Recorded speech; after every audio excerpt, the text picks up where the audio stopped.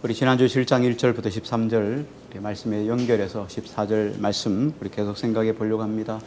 예루살렘에서 서기관과 바리새인들이 내려왔어요. 내려오신 목적이 뭐냐면 예수님이 전국을 다니면서 복음을 전하고 특히 갈릴리를 중심으로 많은 기적들을 드러내자 예수님의 사역이 확장되고 커갈수록 어떤 일이 일어나냐면 기존 바리새인과 서기관들 사이에 충돌이 일어났습니다.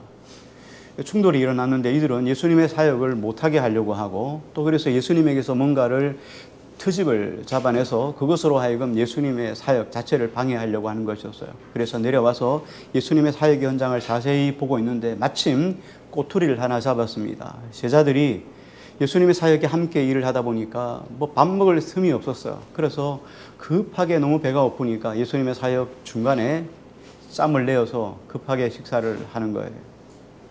그런데 급하게 식사를 하다 보니까 손도 제대로 씻지도 않고 음식을 먹었습니다. 그것 바라보시면서 예수님에게 당신의 제자들이 음식을 먹을 때 장로들의 유전과 같이 하지 않았다는 거예요. 손을 씻지 않고 밥을 먹었으므로 죄를 지었다, 그렇게 이야기를 했어요. 이 죄 지은 것에 대해서 강력하게 이렇게 이야기를 해줘. 그러자 예수님이 그 부분에 대해서 반대로 변론을 했죠. 그 말씀이 지난주 말씀이었어요. 이렇게 이야기를 했죠. 사람이 어떤 음식을 먹는 것을 가지고 사람의 행위가 옳다, 행위가 죄가 있다, 죄가 없다를 판단할 수가 없다는 거예요. 중요한 것은 그 사람의 마음속에 있는 의도가 무엇인가를 알아내는 것. 그 사람의 의도가 무엇인가가 더 중요하다, 이렇게 말씀을 하셨죠. 그래서 이 사건을 더 연결해서 고르반이라고 하는 내용으로 예수님이 변론을 하셨습니다. 고르반 이렇게 이야기하는 것은 이스라엘 백성들이 그 하나님, 부모보다도 하나님을 더 위에 두지요.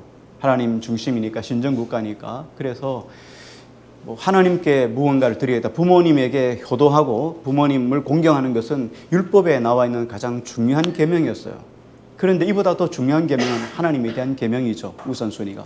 그래서 부모에게 하는 것을 하나님에게 하면은 부모에게 해야 될 몫에 대해서 면제를 해주는 것이 장로들의 유전이었어요. 그래서 내가 하나님께 드렸다, 부모님에게 해야 될 마땅할 것들을 하나님께 드렸다, 고르반했다, 이렇게 말하면 부모 공경에 대한 것들을 면제해 주는데, 아무리 법을 만들어놔도 그 법을 악한 사람들은 또 그걸 피해갈 수 있는 것들을 찾아내죠. 그래서 부모 공경하지 않으려고 하는 그 의도를 가지고 하나님께 드렸다, 고르반했어요. 그런데 언제 드릴지는 아무도 몰라요. 그리고 언제까지 드리라고 하는 것도 장로들의 유전에는 없는 거예요. 그러니까 처음부터 드릴 목적이 없이 하나님께 드렸다 하고 고르반하고는 그것을 계속 놔두고 드리지 않는 거예요. 부모 공경도 하지 않고 하나님께 드리지도 않고. 그래서 그 부분을 신랄하게 예수님이 강력하게 비판을 했지요. 그리고 나서 오늘 본문이 이어졌습니다. 오늘 본문 속에는 두 가지 내용을 담고 있어요. 하나는 뭐냐면 이렇게 말씀을 하시고 난 다음에 서기관과 바리새인들이 갔어요. 가고 난 다음에 예수님의 말씀을 듣고 있던 무리들에게 예수님이 다시 한번 말씀을 하시는 거예요.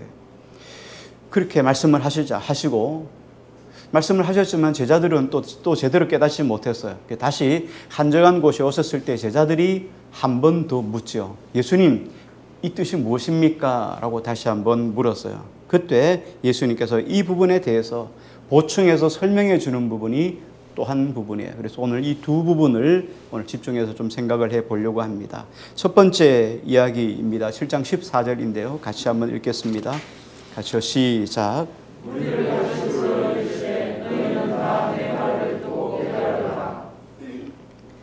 예수님은 바리새인과 서기관들과 벌인 논쟁이 이 안에 아주 매우 중요한 의미를 담고 있었기 때문에 그 부분을 다시 청중들 앞에서 강조하셔서 설명을 해주고 싶으셨어요.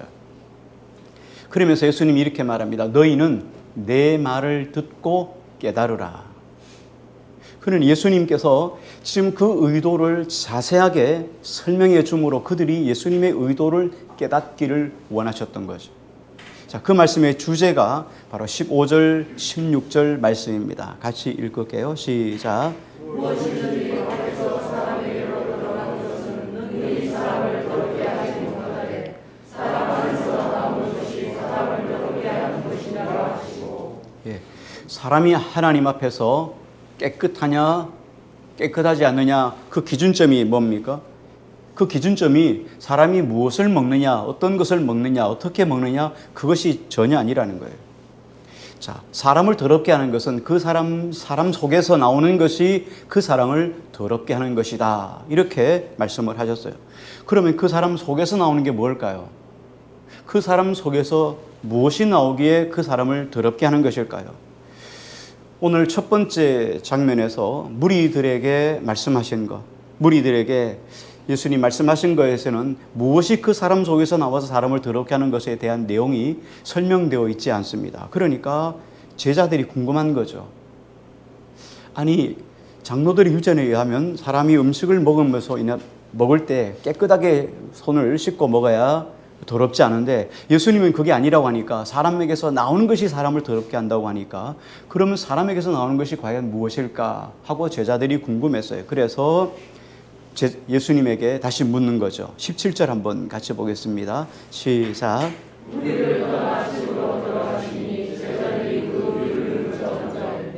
예수님에게 다시 그 뜻이 무엇입니까? 라고 재차 질문을 던지는 거죠. 이게 두 번째 이야기의 내용이에요. 자, 두 번째 이야기의 내용을 보면은 첫 번째 말씀하신 것에 대한 내용을 더 명확하게 해주는 것이 바로 두 번째 부분이에요. 예수님께서는 이렇게 말씀해 주셨죠. 사람을 더럽게 하는 것은 밖에서 들어가는 음식이 그 사람을 더럽게 하는 것이 아니다. 음식을 먹는 것 때문에 그 사람이 부정하다, 음식을 먹는 것 때문에 그 사람이 깨끗해진다, 이게 아니라는 거예요. 왜 그럴까요? 그 이유가 있습니다. 그렇게 하는 이유가 뭐냐면, 원래 그 의식법, 성경에 나오는 의식법 혹은 정결법은 하나님의 백성들이 하나님 앞에서 정결하게 살 수 있도록, 거룩하게 살 수 있도록 하기 위해서 주신 법이에요. 그래서 이 목적을 이루기 위해서는 의식법, 이 정결법은 어떻게 하면 깨끗해지는가, 어떻게 하면 내가 깨끗해지는가, 어떻게 하면 부정해질 수 있는가에 대한 설명을 나온 것이 의식법 그리고 정결법입니다. 그런데 깨끗하다, 정결하다 하는 가장 중요한 기준이 있어요. 어떻게 하면 정결하고 어떻게 하면 부정해지는가에 대한 기준이 있는데, 여기서 하나의 기준은 부정한 것을 만지면 부정해지는 거예요. 부정한 것을 만지면 또 다른 것들, 어떤 것, 거룩한 것을 만져도 그 사람은 부정해지고 거룩한 것도 부정해져요. 거룩한 것이 부정해지는데 그 부정한 것을 또 다른 사람이 만지면 또 부정해져요. 그래서 부정한 것을 만진 사람은 계속 다른 것들을, 부정한 것들을 만들어내는 거예요. 자, 그렇다면 음식은 부정한 것인가요? 깨끗한 것일까요? 이게 문제죠. 부정한 것을 만지면 부정해지는데, 지금 바리새인과 서기관들이, 제자들이 부정하다 이렇게 말하니까, 그러면 그 음식이 과연 부정한 것인가 하는 거예요. 음식이 부정한 것인가?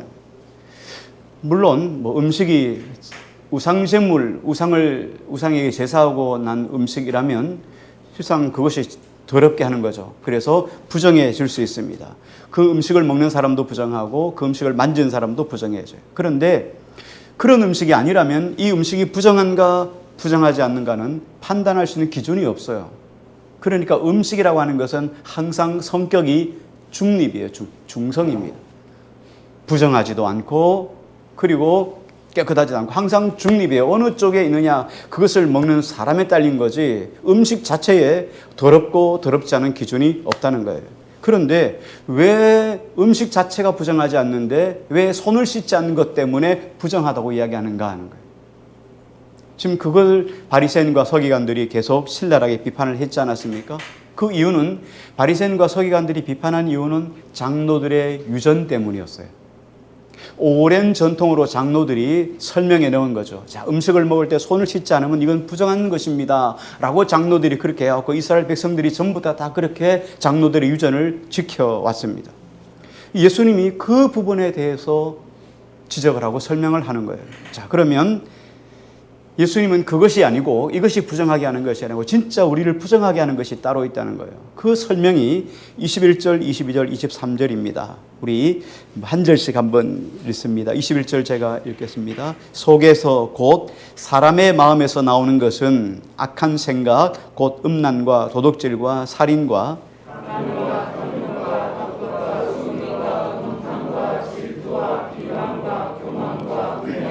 같이요. 이 모든 악한 것이 예, 사람의 마음에서 나오는 것들이 사람을 부정하게 한다. 사람의 마음에서 나오는 내용들을 보면 쭉 목록들이 다 우리가 알고 있는 내용들이에요. 모르는 새로운 것들이 아니라 다 아는 것들이에요. 예를 들어서 뭐 여기 말씀하신 걸 보면 음란에 관한 이야기를 합니다. 남성이나 여성이 이성을 바라보면서 음란한 생각을 품는 거예요. 그럴 때 우리가 어떻게 생각하죠? 이 사람은 더러운 행위를 했기 때문에 더러운 것이 아니에요. 예수님이 말씀하시는 기준으로 보면 이 사람은 더러운 행위를 했기 때문에, 음란한 행위를 했기 때문에 음란한 것이 아니라 음란한 생각을 품는 순간에 이미 이 사람은 부정한 거예요. 즉 그 이야기를 하는 거죠. 그가 음행을 했기 때문에 더러운 것이 아니에요. 더럽기 때문에 그 더러움이 밖으로 드러나는 행위가 음란이라는 거예요. 이 사람 자체는 이미 더러워요. 그런데 이 사람이 그 더러운 행위가 뭐로 나타났어요? 음란의 행위로 나타난 것뿐이에요. 사과 열매를 맺었기 때문에 저 나무가 사과나무다 뭐 이렇게 알기도 하지만 실상은 그게 아니죠. 사과나무이기 때문에 뭘 맺어요? 사과를 맺는 거 당연한 거예요. 우리가 죄인이기 때문에 뭘 맺어요? 죄를 맺는 거예요. 우리가 죄를 짓는 거예요. 왜? 죄인이기 때문에. 지금 이 이야기를 하는 거예요. 어떤 사람이 이웃에 있는 물건을 바라보고 갖고 싶은 마음이 생겼어요. 와, 저거 참 좋다. 부럽다. 나도 가지고 싶다. 이런 마음을 생각했어요. 이러면서 마음을 품었어요. 그런 마음을 품는 순간 이 사람은 이미 뭐예요? 부정한 사람이에요. 이 사람은 이미 악에 빠진 사람이에요. 그래서 도덕질이라는 것은 뭐예요? 내가 이미 부정한 사람이라는 것들을 증명해내는 행위에 불과한 거예요. 우리는 나타난 행위를 가지고 판단하고 이야기를 하지만 실상은 행위 자체는 그리 중요하지 않아요. 더 중요한 건 뭐 이미 그 사람이 어떻게 해요? 그 마음을 품는 자체가 부정한 사람이기 때문에. 그래서 그런 행위를 하는 거예요. 이것 때문에 마가는 이렇게 설명을 하는 거예요. 19절 말씀을 한번 볼게요. 같이요. 시작.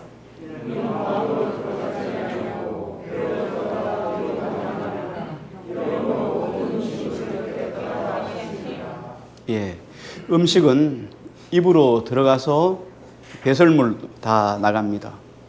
그러므로 음식은 그 어떤 음식이 우리 안에 들어와도 음식이 마음을 다스리는 경우는 거의 없어요. 뭐 음식을 먹으면 기분은 조금 좋아질 수도 있겠죠. 외식하면 기분 좋아지죠. 자, 기분 좋아진다고 죄 안 지어요? 전혀 마음하고는 전혀 관계없어요. 음식은 어떤 음식을 먹어도 절대로 마음을 다스리지 않아요. 마음에 영향을 줄 수 없습니다. 그런데 마음 자체는 끊임없이 우리 속에 음식의 영향을 받지 않으면서도 불구하고 마음 속에서 계속 여러 가지 생각들을 만들어내는 거예요. 그래서 우리 마음이 얼마나 중요한지 몰라요. 그래서 성경은 끊임없이 우리에게 이렇게 말씀하죠. 무릇 지킬 만한 것보다 뭐 그 어떤 것 다 들어가 있죠. 뭘 지키라고요? 내 마음을 지키라. 마음 지키는 것이 얼마나 중요한지 몰라요. 그래서 이 마음을 이야기해요. 그래서 결과적으로 뭐냐면 사람의 생각이 더러워지는 것은 더러운 음식을 먹어서가 아니라는 거예요. 음식은 깨끗합니다. 그래서 예수님의 말씀이 결론에 종지부를 딱 찍어요. 그러면서 20절 말씀을 하시는 거예요. 같이 읽습니다. 시작.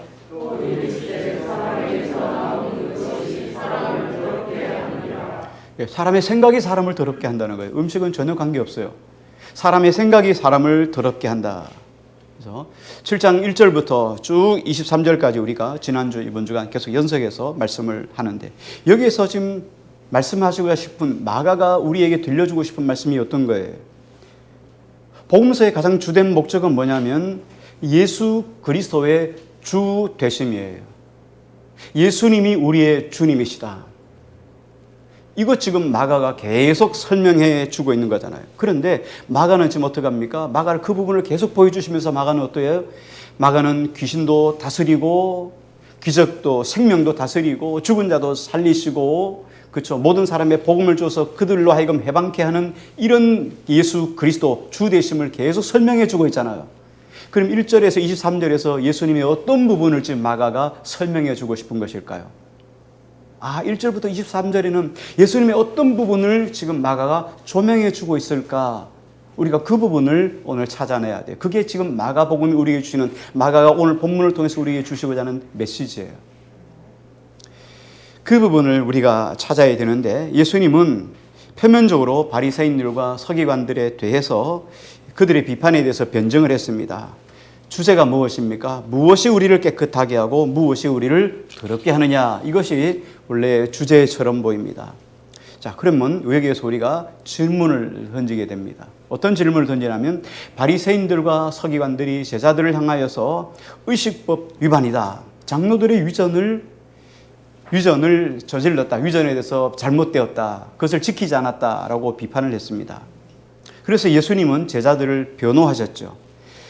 동시에 장로들의 전통, 장로들의 위전이 잘못됐다는 것을 말씀해 주셨어요.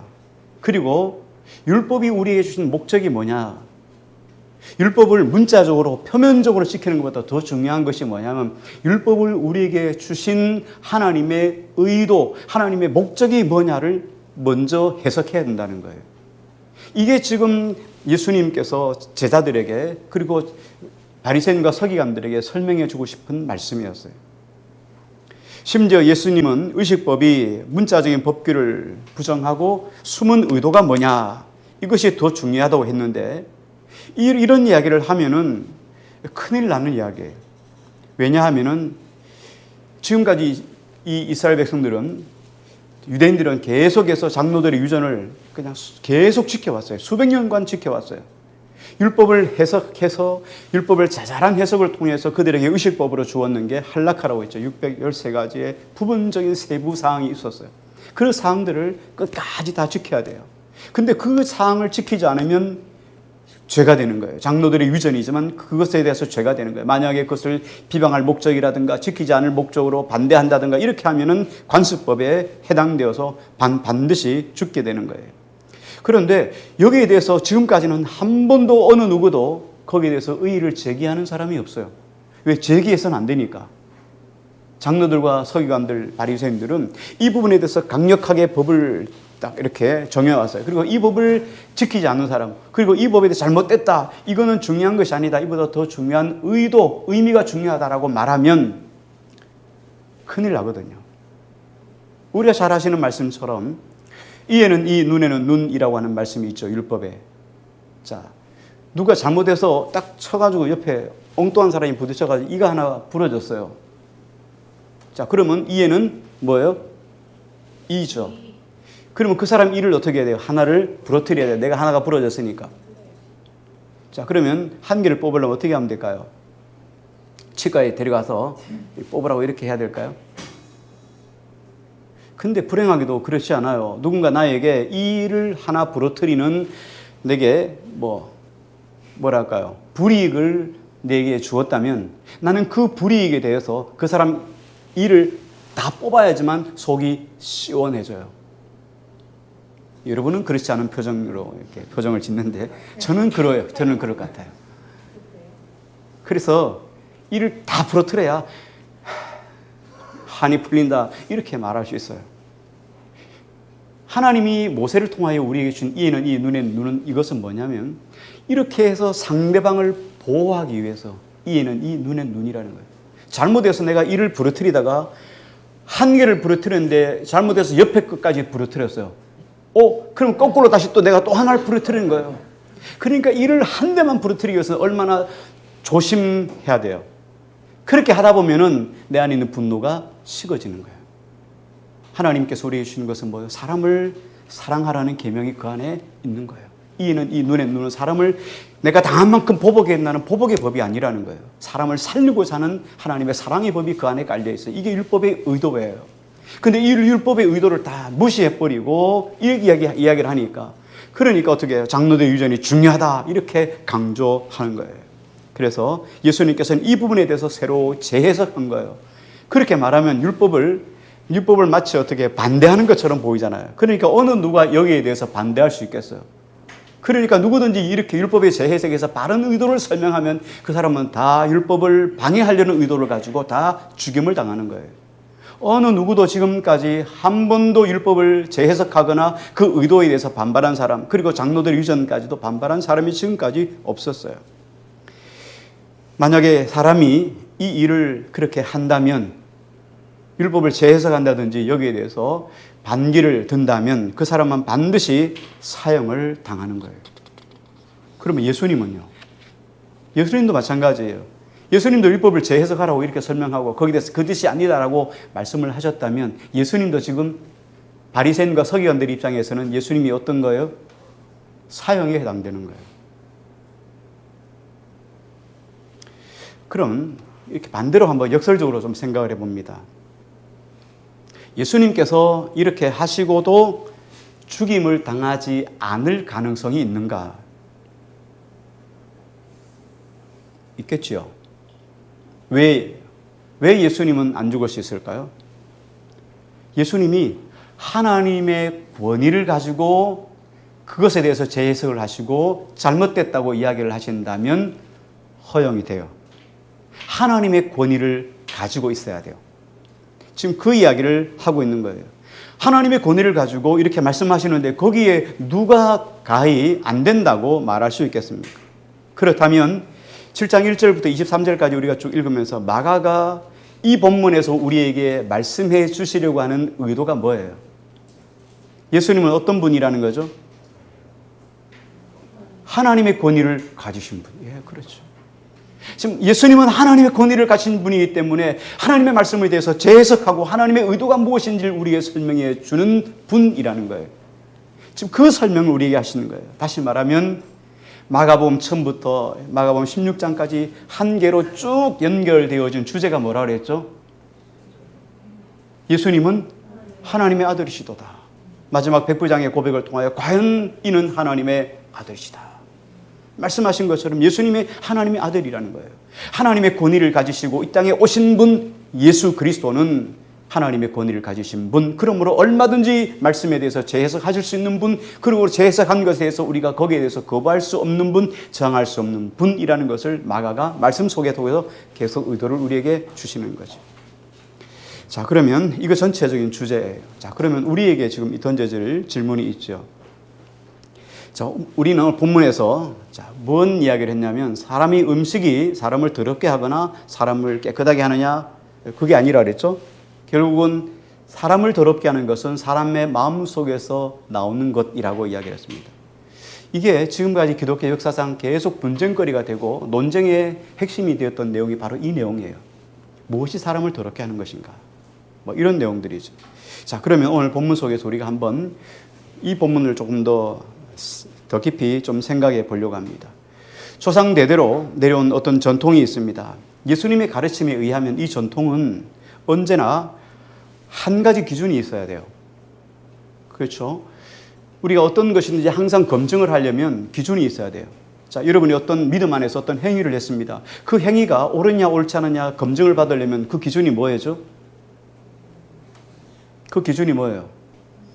장로님이 그러셨는데, 목사님이 그러셨는데 이게 기준이 될 수 있을까요? 그렇죠. 기준이 하나님의 말씀이에요. 내 행위가 지금 옳은가 옳지 않는가는 기준은 하나님의 성경에서 뭐라고 말씀하시는가, 말씀이 우리 삶의 기준이 된다는 거예요. 언제나 한결같이 항상 기준은 하나님의 말씀이에요. 마찬가지예요. 장로들이 지금까지 지켜왔던 종교적인 관습이나 전통도 이게 검증이 돼, 옳으냐 옳지 않느냐 검증이 되려면 뭐가 기준이 돼야죠? 역시 하나님의 말씀이에요. 그래서 우리가 어떤 행위를 하든지 성경이 우리에게 주시는 메시지, 성경의 말씀에 부합하느냐 하지 않느냐를 늘 염두에 두고 적용을 해봐야 돼요. 그렇다면 우리 한 가지 예를 들어서 한번 좀 생각해 보십시다. 조금 이 말씀이 우리 삶 속에 조금 적용이 되게 하기 위해서 주일 성수에 대해서 한번 조금 생각을 해 볼게요. 한국교회가 주일 성수, 오랜부터 한국교회가 기독교가 들어오고 나서부터 지금까지 계속 주일 성수 매우 중요하게 지키고 있어요. 그러니까 뭐 여러분 주일 성수가 중요하다 이렇게 뭐 교회 들어오면 이제 신앙생활 하면서 점점 그러면서 주일 성수라는 개념을 배우게 돼요. 그러니까 이 주일 성수라는 것은 어떤 의미에서는 조상 때부터 우리가 쭉 기독교 전례부터 내려온 하나의 뭐예요? 관습이죠. 전통이죠. 네, 지금까지 우리가 대체적으로 전통 이렇게 지켜왔어요. 자, 그런데 이 주일 성수라고 하는 것을 종교적인 관습 혹은 전통 이렇게 우리가 생각한다면 반드시 여기에 이 전통과 지금까지 내려왔던 어떤 종교적인 관습으로 본다면 반드시 종교적인 관습이나 전통은 뭐의 기준으로 따져봐야 돼요? 그렇죠. 하나님 말씀으로. 다시 여러분 돌아가는 거예요. 하나님 말씀의 기준으로 그러면 이걸 해야 되냐, 관습을 지켜야 되냐, 지키지 말아야 되냐, 이런 것으로 따져봐야 되는 거예요. 마가복음에 주시는 예수님의 논리로 보면 한국교회 주일 성수가 반드시 지켜야 된다, 지켜야 되지 않는다? 어느 거죠? 예수님이 그랬잖아요. 장로들의 전통, 관습 중요하지 않다고 그랬잖아요. 뭐가 중요하다고요?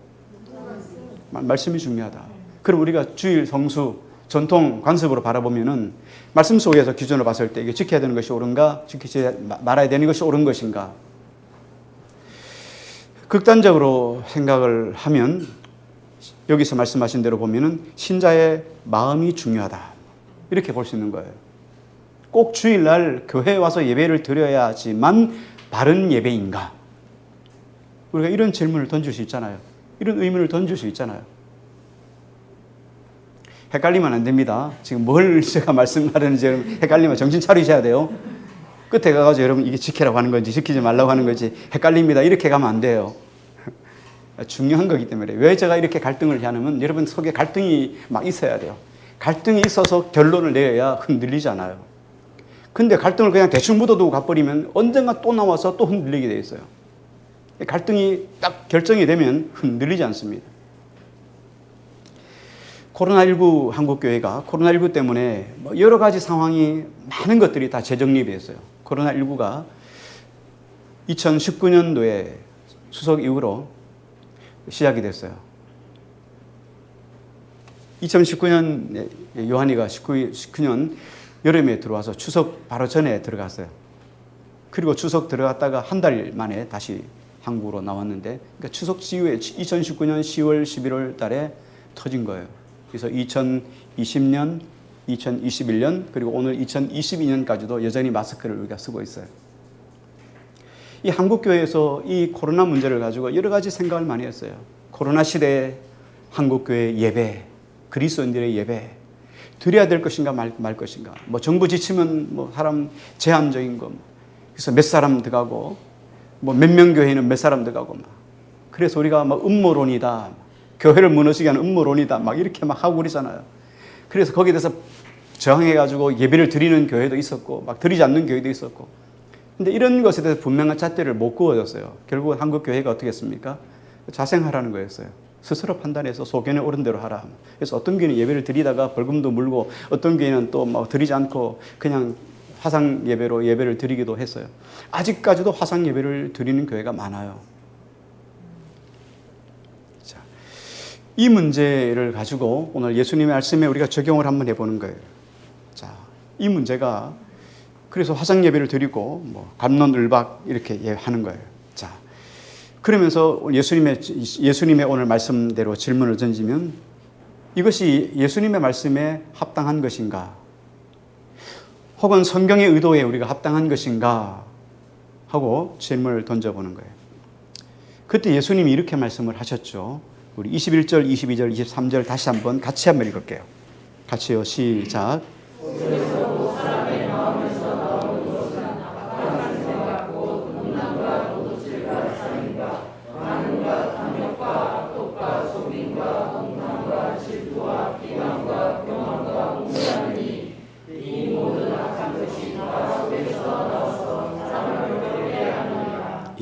자, 여기에서 우리가 놀라운 사실 하나를 발견할 수 있는데요. 예수님이 바로 전에 뭐라고 말씀하셨습니까? 행위나 전통보다도 사람의 마음의 상태가 더 중요하다 그랬죠. 그 마음이 부정한 사람은 이미도 어떻게 합니까? 언제라도 죄를 지을 수 있는 준비가 되어 있다는 거잖아요. 부정한 사람은 음란을 행해요. 음란 행한 것 때문에 그 사람 부정한 사람이 아니에요. 왜? 부정한 사람이었기 때문에 음란을 행하는 거예요. 도둑질 하는 것은 행위의 결과론에 불과한 거예요. 이미도 이 사람은 부정한 사람이기 때문에 어디 가도 이 사람 뭘 가져갈 수밖에 없는 상황이에요. 자, 이 부정한 사람은 이미 마음에서 부정하고 있기 때문에 언제라도 죄를 지을 수 있도록 준비되어 있는 사람이다 라는 것이 성경이 우리에게 말씀해 주신 거예요. 자, 그러면서 오늘 본문에 보면 마음 상태의 구체적인 행위를 우리에게 쭉 설명해 주고 있어요. 그게 지금 음란, 살인, 도덕질 같은 것들이 쭉 나와요. 그러면서 예수님의 말씀은 뭐냐면 행위와 생각은 하나다 이거예요. 행위와 생각은 하나다. 동떨어진 것이 아니라는 거예요. 사람을 미워하면 뭐 하죠? 사람을 미워하면 뭐 하죠? 살인하죠. 사람을 미워하는 사람은 살인하는 거예요. 살인했기 때문에 죄인이 되는 게 아니라 미워하는 마음을 품으면 이미도 그 마음속에 살인할 마음을 준비하고 살아가는 거예요. 지금 성경이 이야기를 하고 있는 거죠. 자, 이성을 보고 음란한 마음을 품으면 이미 죄인의 명단에 자신의 이름을 딱 올려놓고 있는 거예요. 나는 죄인이다 하고 드러내놓고 있는 거예요. 그리고 간음이라는 것은 뭐예요? 그가 품은 음란한 마음이 눈앞에 현실로, 상황으로 나타나는 것이 음란인 거예요. 이미도 부정한 사람은 언제라도 죄를 지을 수 있도록 준비가 되어 있다는 거예요. 그러므로 중요한 것은 그 사람의 마음 상태가 어떠냐, 이게 더 중요한 거다. 자, 이런 예수님의 의도를 우리가 바탕에 두고 아까 앞에서 말씀했던 주일 성수에 관한 문제를 조금 생각해 봅니다. 자, 누가 이렇게 물어봐요. 주일 성수를 꼭 지켜야 하는 것인가? 하고 질문을 던졌어요. 그러니까 또 다른 사람이 이렇게 말을 하죠. 꼭 해야 되는 거 아니에요. 꼭 해야 될 이유가 있나? 하고 이렇게 이야기를 했어요. 자, 그러면 답이 됐어요? 답이 됐을까요? 주일 성수가 우리가 자유로운 존재. 주일 성수라는 것은 오직 월화수목금토 일요일에 주일이라는 것에 국한되지 않는다는 거예요. 자, 이게 어떤 이야기냐면 우리의 시간, 우리의 삶의 태도, 그리고 더 나아가서 안식일과 주일을 허락하신 하나님의 궁극적인 의도를 알아야 우리가 주일 성수에 대해서 자유로울 수가 있어요. 우리가 그 의도에 우리의 삶을 맞추어서 살아야 주일 성수라는 개념에서 우리가 얼마든지 자유로워지는 거예요. 자, 이 이야기를 조금 더 풀어서 이야기를 하면 이런 이야기예요. 월화수목금토 주일이죠. 자, 주일 성수에 여러분 주일 성수 해야 됩니다. 안 하면 큰일 납니다. 주일 성수 하나님 복된 날이에요. 이 날을 복되게 하셔서 우리에게 복을 주시려고 주일 성수를 하는 거예요. 하고 주일 성수 여러분 지켜야 됩니다. 왜 안 오셨어요? 안 나오셨어요? 막 주일 성수 안 하면 여러분 직분 안 줍니다. 그러잖아요. 직분 지키려면 여러분 주일 성수해야 돼요. 주일 성수만 가지고 이야기하시는 분은 참 고마운 분이에요. 그러다 새벽 예배까지 안 나오면 직분 안 줍니다. 이러면 여러분 난감하네 이래 되는 거죠. 이래 되는 거죠. 자, 여러분 만약에 주일 성수만 우리가 강조한다면 월요일부터 토요일까지는 막 살아도 되는 거예요. 주일 성수했잖아요. 주일 성수했잖아요. 뭐가 문제예요?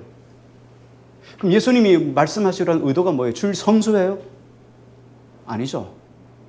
우리가 주일 성수에서 자유로워지려면 1년 365일 월화수목금토일 전체 일주일 내내 1년 365일이 다 주님의 날이에요. 사력을 다하고 최선을 다하여 주님과 함께 더불어 동행하고 주님과 함께 살아간 사람은 월화수목금토일 안식일 주일 의미 없는 거예요. 그냥 하나님 앞에 나와서 예배 드리는 거예요. 이 날은 그러니까 하나님께 나와서 예배 드리는 날이에요. 내일은 또 다른 주일이에요. 월요일 날은 주일 아니에요? 월요일 날은 주님의 날이 아니에요? 화요일 날은 주님의 날 아니에요? 월요일은 원래 마음대로 살고 화요일은 화사하게 마음대로 살고 수요일은 수수하게 마음대로 살고 이런 날이에요? 아니죠. 주님이 말씀하시고자 하는 의도가 예수님 말씀하신 의도가 바로 이거예요. 사람이 밖에서 나오는 음식이 그 사람을 더럽게 하지 않고 그 마음 중심에 있는 것으로 사람을 더럽게 한다는 거예요. 1년 360을 하나님의 뜻대로 살아보려고 몸부림치고 매일매일의 삶 속에 주님과 더불어 동행하는 사람은 주일한 의미가 별로 의미가 없는 거예요. 그냥 이 날은 주님의 날이에요. 하나님께 함께 모여 예배하는 기쁜 날, 행복한 날이에요. 그런데 주일 성수에 초점을 두고 살아가는 사람은 어때요? 토요일까지는 내 멋대로 내 마음대로 살다가 주일날에는 그냥 이렇게 나오는 거죠. 이게 의미가 없다는 이 지금 이야기를 설명하고 계시는 거예요. 헷갈리지 않죠? 주일 성수 하라는 얘기 하지 말라는 얘기예요. 저 뒤에 하지 말라는 의미로 받아들이는 분도 혹시 계시지 않죠? 자, 이런 의도예요. 여러분 의미하겠죠? 주님의 의도는 어떤 의미에서는 더 견고해요. 주일 성수하는데 주일만 주일이 아니라 1년 365일 주일로 지키라 이 말이에요. 무슨 말씀인지 이해하시죠? 일주일 내내 내 멋대로 살고 주일날만 나오는 게 주일 성수가 아니라는 거예요. 지금 그 의도를 하시는 거예요. 그 말씀을 하시는 거예요. 죽었네, 그죠?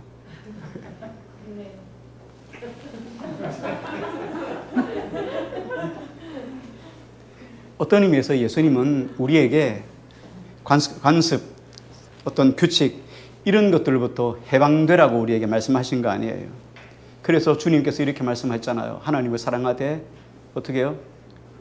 마음을 다하고 뜻을 다하고 생명을 다하여 목숨을 다해서 주님을 사랑하는데 주일을 성수하는데 주님을 사랑하는 것의 어떤 보임이라면 주님을 사랑하는데 어떻게 한다고요?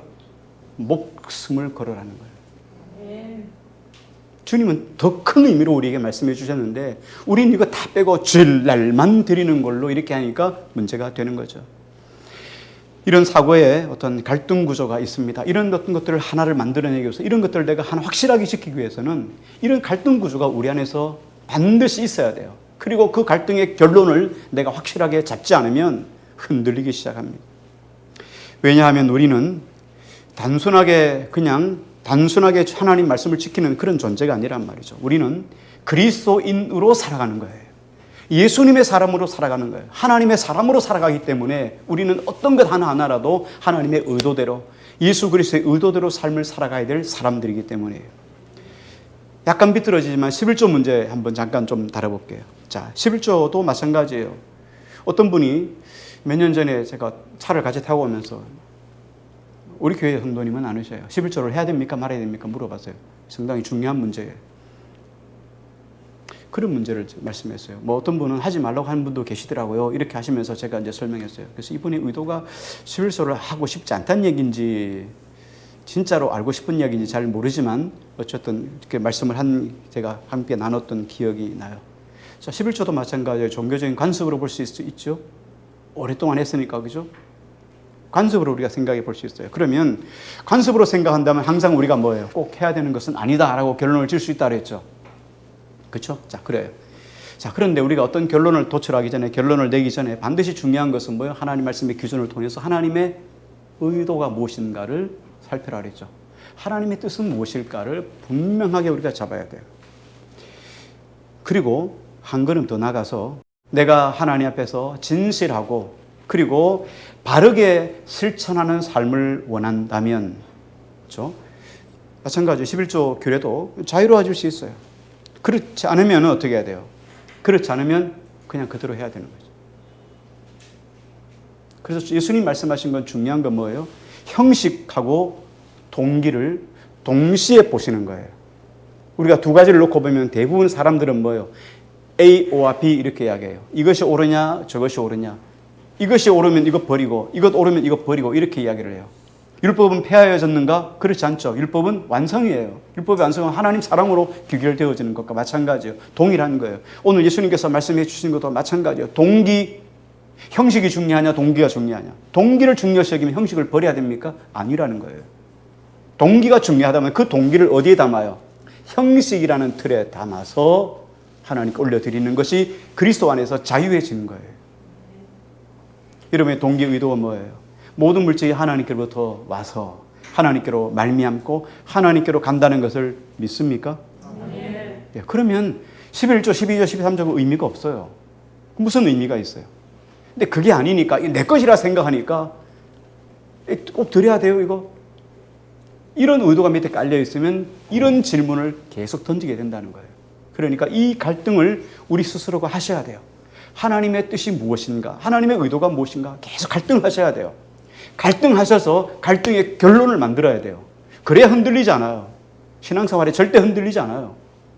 근데 결론을 못 내리니까, 갈등하지 않으니까, 남이 그러니까 이렇게 생각했다가 또 마음속에 또 막 이 불안하면 또 이렇게 의심하면 또 이런 생각이 왔다가 이렇게 되는 거예요.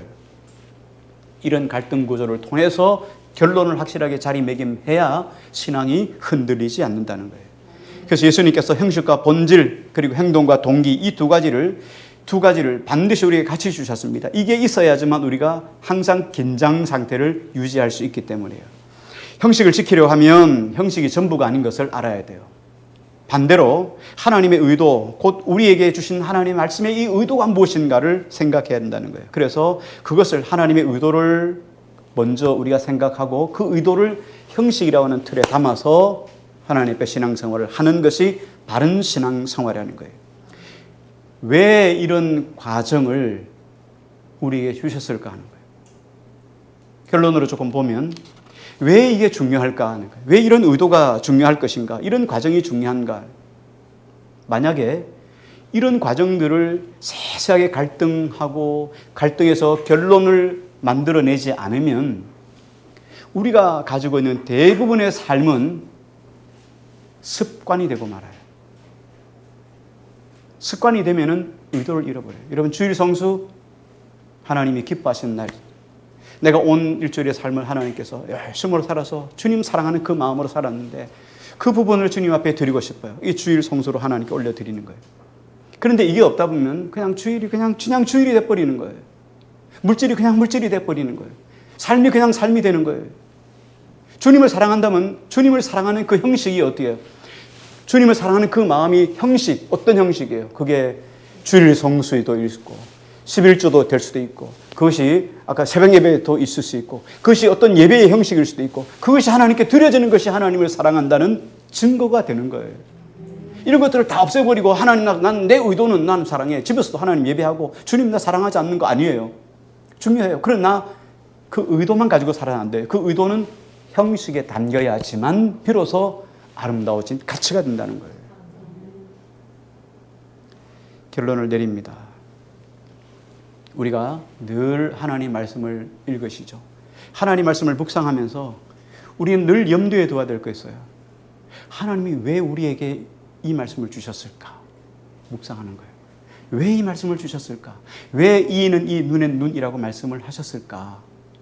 너희는 먼저 그의 나라와 그의 의를 구하라는 말씀을 왜 주셨을까? 내 코가 석자인데 하나님 나라를 어떻게 구할 수 있습니까? 왜 하나님이 이런 말씀을 우리에게 주셨을까요? 라고 끊임없이 우리가 질문을 던져야 돼요. 그리고 주님의 의도를 찾으셔야 돼요. 못 찾으면 계속 갈등 구조예요. 그래서 하나님 말씀을 비로소 하나님이 이래서 나에게 이런 말씀을 주셨구나, 우리에게 이런 말씀을 주셨구나 하는 것들을 분명히 깨달아야 그것이 어떻게 해요? 행위로, 하나님 사랑하는 행동으로 드러날 수가 있는 거예요. 그래서 하나님께서 이렇게 말씀하셨죠. 내가 온 땅을 두루 다니며 전심으로 자기를 향하는 자를 찾고 있나니. 하나님은 오늘도 하나님의 마음을 알고 그 마음으로 하나님을 진짜 사랑할 그런 성도에게 은혜를 주시려 그런 자를 찾고 있는 거예요. 오늘 그 주인공이 저와 여러분이 다 되시기를 주의 이름으로 간절히 축원합니다. 우리 같이 찬양 드리시고 말씀 붙잡고 같이 기도했으면 좋겠습니다.